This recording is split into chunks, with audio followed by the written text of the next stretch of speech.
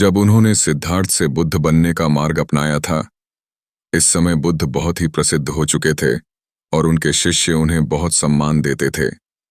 लेकिन उनके जीवन में एक समय ऐसा भी आया जब उन्हें दुनिया से निराशा और कठिनाइयों का सामना करना पड़ा। महात्मा बुद्ध के जीवन के शुरुआती दिनों में वह एक सामान्य व्यक्ति थे जिनका नाम सिद्धार्थ था। वह एक राजकुमार थे, लेकिन फिर भी उन्होंने महल छोड़ दिया और दुख और पीड़ा को समझने के लिए संसार का सामना किया। उन्होंने बहुत सी कठिनाइयों का सामना किया और साधना में व्यस्त हो गए। लेकिन एक दिन वह बहुत निराश हुए और उन्होंने सोचा, क्या कोई रास्ता है जिससे मैं जीवन के दुखों से छुटकारा पा सकूं? बुद्ध ने कई महीनों तक कठोर तपस्या की, लेकिन फिर भी उन्हें सफलता नहीं मिली। एक दिन उन्होंने सोचा कि शायद इस जीवन में असफल होने का मतलब यह नहीं कि संघर्ष को छोड़ देना चाहिए। वह एक पेड़ के नीचे बैठ गए और ठान लिया कि वह तभी उठेंगे जब तक उन्हें जीवन का सच्चा ज्ञान नहीं मिल जाता। वह समय आया जब भगवान ने उन्हें एक विशेष अनुभव दिया। वह अनुभव था धैर्य और विश्वास का। जब सिद्धार्थ ने भगवान से प्रार्थना की तो उन्होंने महसूस किया कि यह कठिनाई और संघर्ष उन्हें कुछ बड़ा सिखा रहे हैं। यही वह पल था जब उन्होंने बुद्धत्व की प्राप्ति की और जीवन के असली अर्थ को समझा। भगवान ने सिद्धार्थ को बताया, संघर्ष और कठिनाइयां तुम्हारी परीक्षा नहीं हैं, बल्कि तुम्हारी शक्ति को पहचानने का अवसर हैं। जब तुम इस दुनिया को अपने दिल से समझ पाओ, तभी तुम असली शांति और ज्ञान प्राप्त कर सकोगे। यह संदेश सिद्धार्थ के दिल में उतर गया और उन्होंने जीवन को एक नई दृष्टि से देखा। उन्होंने यह समझा कि जीवन की कठिनाइयां हमें सिर्फ ये नहीं दिखाती कि हम कहाँ असफल हुए, बल्कि ये हमें यह भी सिखाती हैं कि हम अपने भीतर की शक्ति को कैसे जागृत कर सकते।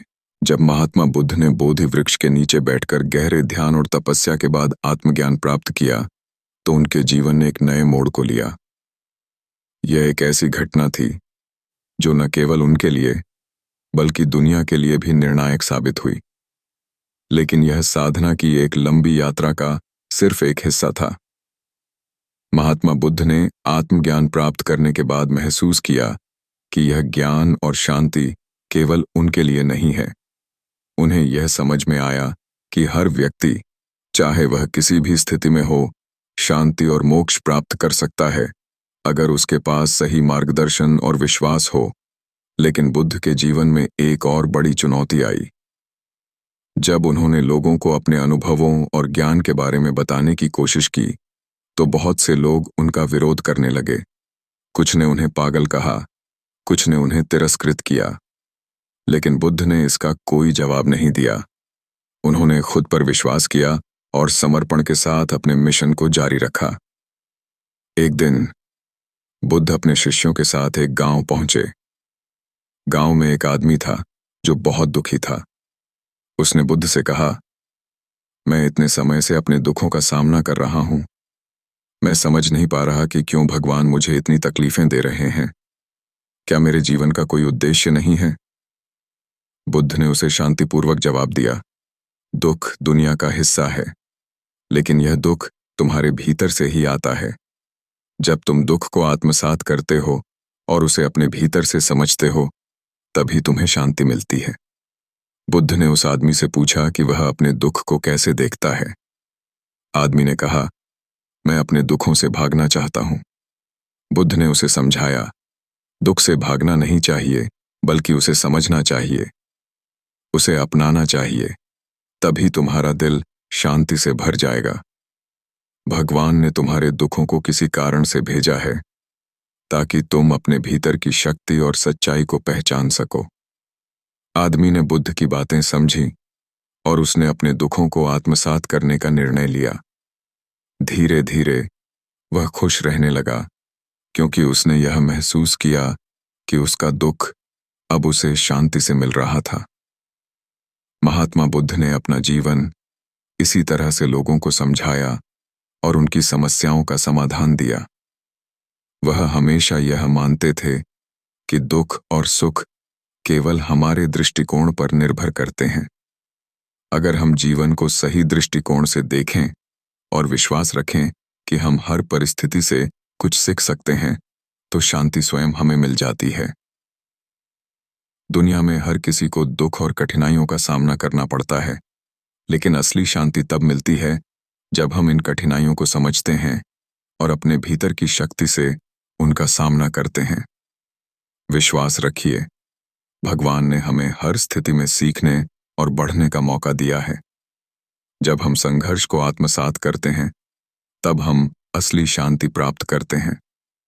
यह कहानी महात्मा बुद्ध के जीवन के उस पल को दिखाती है जब उन्होंने न केवल खुद को बल्कि दूसरों को भी दुख से उबरने का रास्ता बताया। यह कहानी हमें यह सिखाती है कि जीवन में शांति प्राप्त करने के लिए हमें अपने दृष्टिकोण को बदलने और अपने दुखों को समझने की जरूरत है।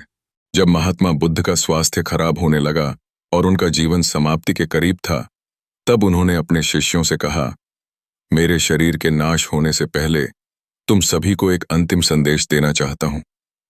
यह सुनकर सभी शिष्य बहुत दुखी हुए, लेकिन बुद्ध ने शांत भाव से कहा, इस शरीर का नाश होना स्वाभाविक है, लेकिन तुम्हारी आत्मा और ज्ञान हमेशा जीवित रहेगा।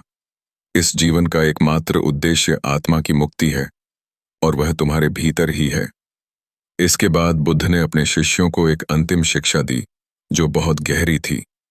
जब तक तुम अपने भीतर की शांति और ज्ञान को पहचान नहीं लेते, तुम कभी सच्ची मुक्ति नहीं पा सकते। अपने भीतर के ईश्वर को पहचानो, क्योंकि वही तुम्हारा वास्तविक गुरु है। महात्मा बुद्ध ने उन शिष्यों को बताया कि जीवन के हर पहलू को संतुलित दृष्टिकोण से देखो।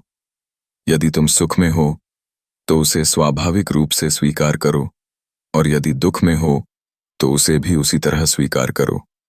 तुम्हारा उद्देश्य सुख और दुख के पार जाकर शांति की स्थिति को प्राप्त करना है। उनकी यह शिक्षा जीवन में न केवल एक अनुभव था, बल्कि यह एक अमिट सत्य था। उन्होंने यह भी बताया कि मृत्यु एक भ्रम है, असल में आत्मा अमर है और जीवन का असली उद्देश्य आत्मा का बोध करना है, जो केवल अपने भीतर से संभव है।